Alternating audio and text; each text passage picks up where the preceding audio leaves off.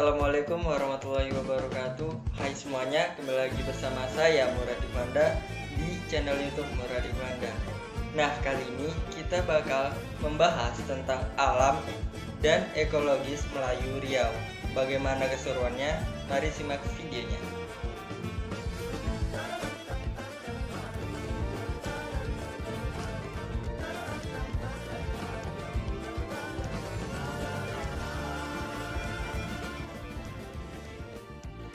Berbicara alam Melayu, kita seperti berada dalam surga kebudayaan.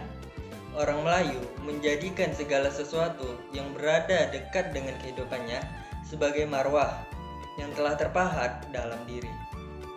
Menjaga keseimbangan, menciptakan ikatan, juga bahkan menjalin hubungan yang harmonis dengan alam sekitar dan menjadi contoh satu di antara beberapa yang dekat dengan kehidupannya.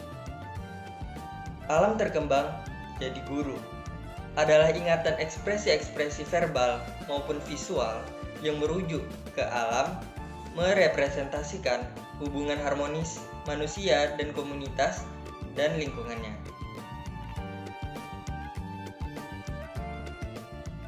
Hal ini tergambar dalam berbagai aktivitas keekonomian masyarakat Melayu, misalnya dalam membuka ladang. Orang Melayu membuka hutan untuk berladang dilakukan dengan tahap-tahap yang cukup panjang. Diawali dengan menebas semak-semak, kemudian menebang pohon-pohonnya, menutuh, melandang, membakar, memerun, membersihkan, dan meratakan tanahnya merupakan bagian dari proses membuka ladang.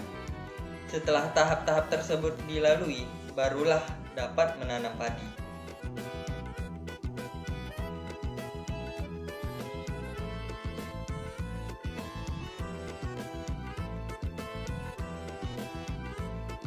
Lain pula dalam adab melukah ikan. Orang Melayu menggunakan jaring yang berlubang besar supaya hanya ikan yang berukuran besar saja yang tertangkap. Ikan yang masih kecil dapat lepas dan tumbuh hingga dewasa. Perburuan yang dilakukan orang Melayu tidaklah selalu dilakukan. Pada waktu-waktu tertentu, seperti keperluan mendesak, perhelatan negeri, dan pada masa-masa yang berjarak cukup lama, berburu baru boleh dilakukan. Begitu pula dalam kegiatan merambah, orang Melayu melakukan pekerjaan ini hanya sekali dalam setahun.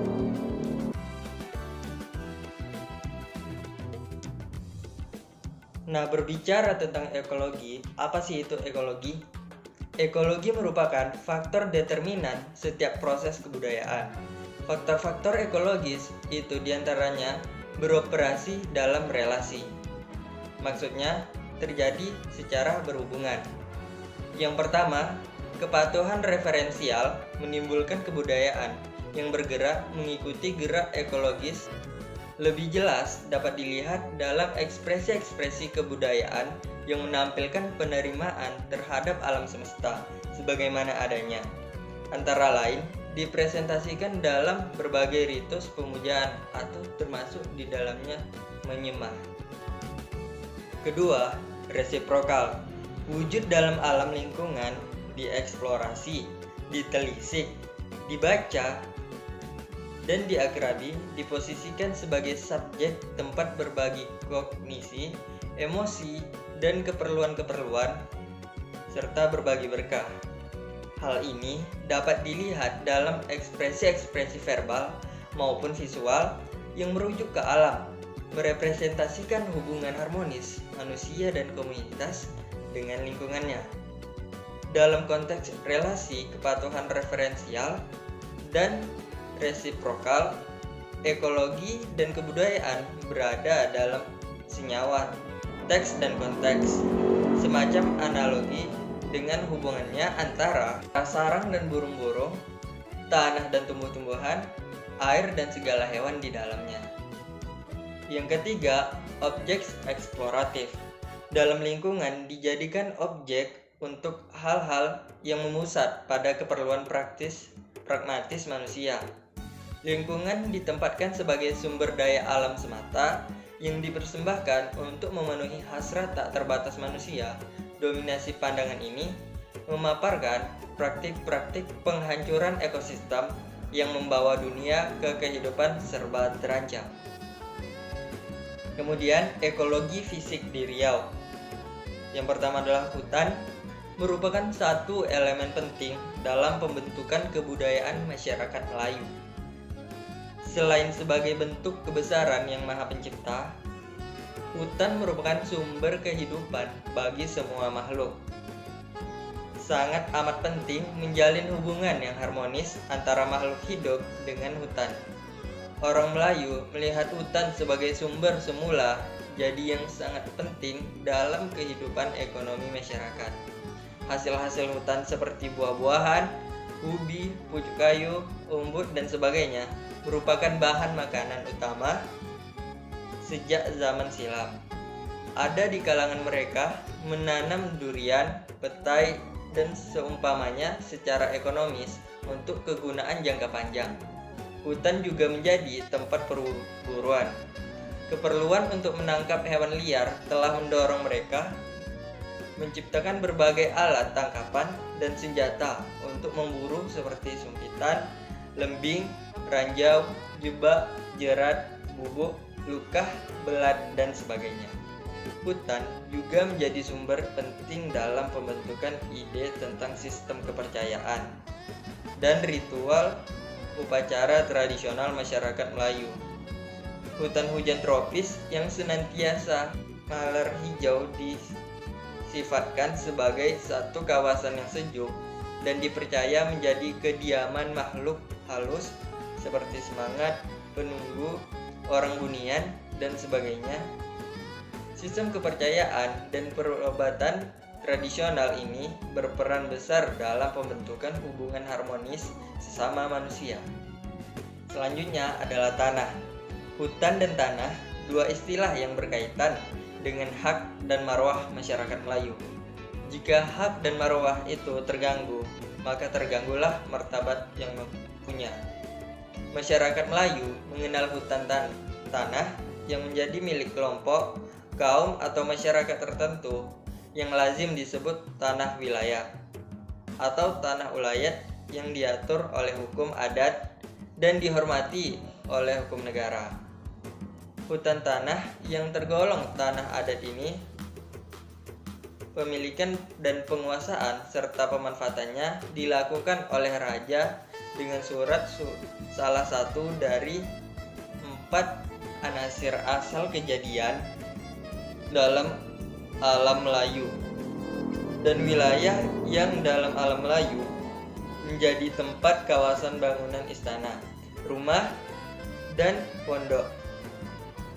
Selain itu, tanah merupakan anasir keempat dalam alam Melayu melengkapi api, air, dan angin.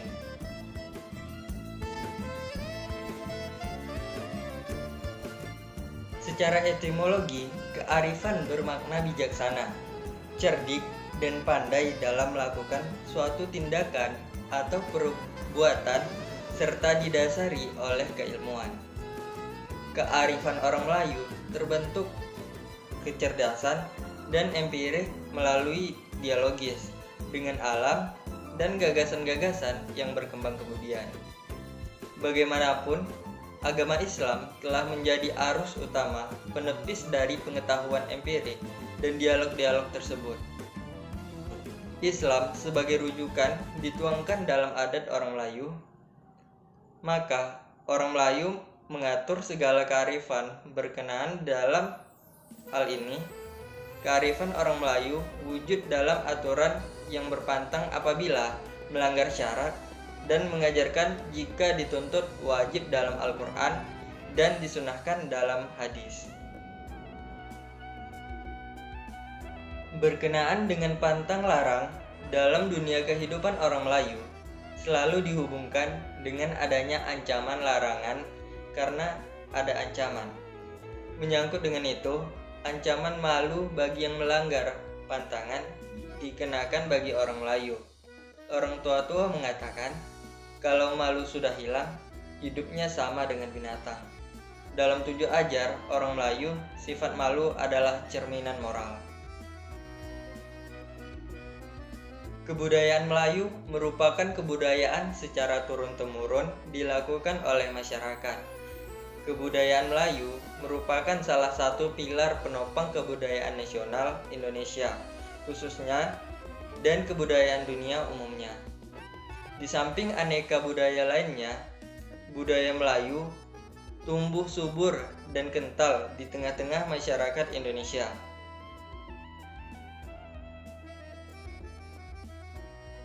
Menurut Sanchin, Direktur Bidang Lintas Sosial Budaya Sapir Institute tahun 2009 mengemukakan bahwa Melayu yang identik dengan agama, bahasa, dan adat istiadat merupakan integritas yang solid. Menurut Isjoni tahun 2007, adat Melayu merupakan konsep yang menjelaskan satu keseluruhan cara hidup Melayu di alam Melayu. Orang Melayu di mana juga berada akan menyebut fenomena budaya mereka sebagai ini adat kaum. Masyarakat Melayu mengatur kehidupan mereka dengan adat agar setiap anggota adat hidup beradat.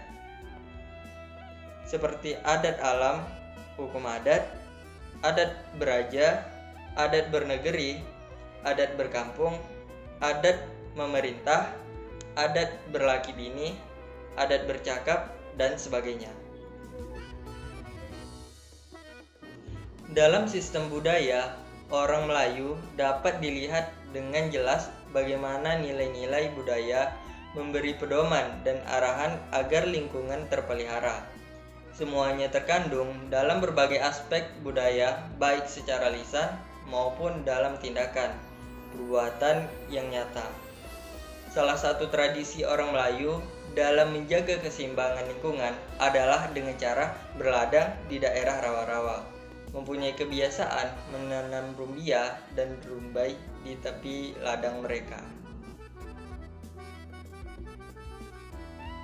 Oke teman-teman, kita udah berada di penghujung video. Semoga apa yang kita pelajari tadi bisa bermanfaat untuk kita semua, dan terkhusus untuk saya yang menyampaikan. Saya Murad Ikhwan undur diri. Wabillahi taufiq wal hidayah. Wassalamualaikum warahmatullahi wabarakatuh. Ciao.